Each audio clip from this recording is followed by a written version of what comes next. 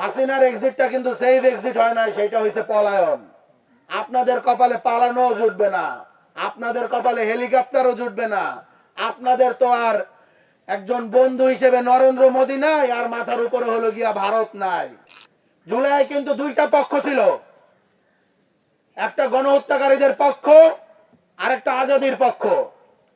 আজাদির পক্ষ যুদ্ধে জিতেছে, লড়াই করেছে। হাসিনা এই বাংলাদেশকে জুলাই একটি গণহত্যার পর্যায়ে নিয়ে গিয়েছিল, জুলাইকে একটি গৃহযুদ্ধের পর্যায়ে নিয়ে গিয়েছিল। এই জিনিসটা আপনারা কখনোই ভুলে যান না। গৃহযুদ্ধে যারা বিজয়ী হয় তারা ইন্ডেমনিটি পায়, গৃহযুদ্ধে যারা হেরে যায় তারা শাস্তি পায়, যারা গণহত্যা করে তাদের বিচার হয়, আর যারা বিজয়ী হয় তারা রাষ্ট্রের ক্ষমতা নেয়। বরঞ্চ দেখা গিয়েছে ছাত্ররা তো রাষ্ট্রের ক্ষমতা নেয়নি, তারা রাষ্ট্রের ক্ষমতা যে এক্সপার্টদের হাতে তুলে দিয়েছিল। সেই সো কল্ড উপদেষ্টারা এখন জুলাই সহযোদ্ধাদেরকে, জুলাই আন্দোলনকারীদেরকে চেনে না। তারা চেনে কোথায়? তারা চেনে গুলশান, তারা চেনে মগবাজার, তারা চেনে বাংলা মোটর। অথচ জুলাইয়ের যারা সামনে থেকে লড়াই করেছে, যারা গুলি খেয়েছে, আহতরা এখনো কাতরাচ্ছে। কিছুদিন আগে আমাদের ভাইয়েরা শহীদ হচ্ছে, এখনো হচ্ছে। শহীদের লড়াই এখনো সিলসিলা জারি রয়েছে, জুলাইয়ের শহীদের সিলসিলা। অথচ এখন পর্যন্ত আমরা কি দেখতে পাচ্ছি?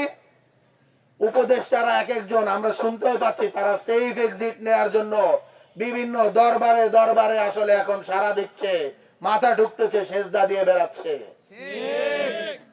কেউ যদি মনে করেন তারা সেফ এক্সিট নিতে পারবেন, তারা ভুলে যাচ্ছেন হাসিনার এক্সিটটা কিন্তু সেফ এক্সিট হয় না, সেটা হইছে পলায়ন। আপনাদের কপালে পালানো জুটবে না, আপনাদের কপালে হেলিকপ্টারও জুটবে না।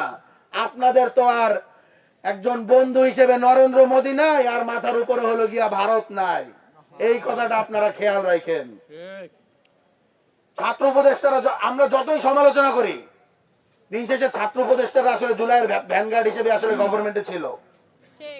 যেদিন ছাত্র উপদেষ্টারা পদত্যাগ করেছে তার ঠিক একদিন পরে আমার ভাই শহীদ ওসমান বিন হাদির মাথায় গুলি করে তাকে শহীদ করে দেওয়া হয়েছে। বিচার বিচার বিচার চাই, হাদি হত্যার বিচার চাই, আমরা সন্দেহ করি, বিচার চাই,